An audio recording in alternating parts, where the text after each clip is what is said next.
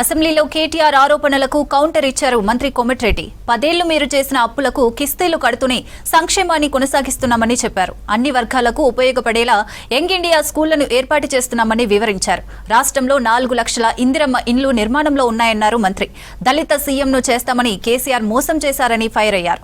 ప్రాజెక్టుల పేరుతో బీఆర్ఎస్ లక్షల కోట్లు అప్పు చేసిందని విమర్శించారు కోమటిరెడ్డి.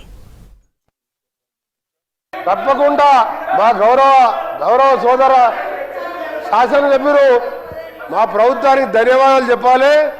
మీరు 10 ఏళ్ళు ఒక్క తెల్ల రేషన్ కార్డు ఇయ్యేందుకు, మేము తెల్ల రేషన్ కార్డు ఇచ్చి సన్నబియ్యం ఇస్తున్నందుకు ఇవాళ 20,000 కోట్లతోని మా ఫైనాన్స్ మినిస్టర్ గారు ఇవాళ యంగ్ ఇండియా స్కూల్స్ పేరు మీద కుల మతాలకు అతీతంగా ఒక యంగ్ ఇండియా ఇంటర్నేషనల్ మోడల్లో ఇవాళ స్కూళ్ళు కట్టి సగం స్కూళ్ళు పూర్తిగా వస్తున్నందుకు ఇవాళ ఆర్టీసీలో 278 కోట్ల మంది 11,000 కోట్ల రూపాయలు ఇవాళ ఆర్టీసీకి చెల్లించి ఉచితంగా మా అక్కా చెల్లెలు బడికి పోయినా, గుడికి పోయినా, అమ్మగారింటికి పోయినా ఉచితంగా పోతున్నందుకు, ఇంకా ఈరోజు మీరు గ్రామాలలో చూడండి, ఏ గ్రామానికి వెళ్ళినా 30-40 ఇందిరమ్మ ఇండ్లు కడుతున్నందుకు తప్పకుండా మీరు ధన్యవాదాలు చెప్పాలి.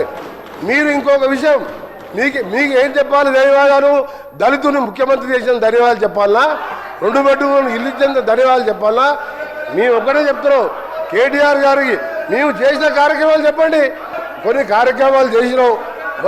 మొదటగా పేదవాళ్ళకు సంబంధించిన కార్యక్రమాలు చేసుకుంటూ అప్పుల బారిన పడ్డ ఈ రాష్ట్రాన్ని గాడిలో పెట్టుకుంటూ ఒక్కొక్క కార్యక్రమాలు చేస్తూ మీరు మొదలుపెట్టి రిజర్వాయర్ కట్టిండు, ల్యాండ్ ఎక్విజిషన్ లేదు, ప్రాజెక్ట్ లేవు, నీళ్లు లేవు, లక్షల కోట్లు అప్పు చేసాను.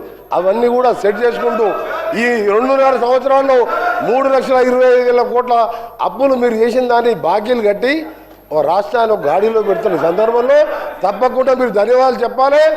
ప్రజలను మోసం చేసేందుకు మీరు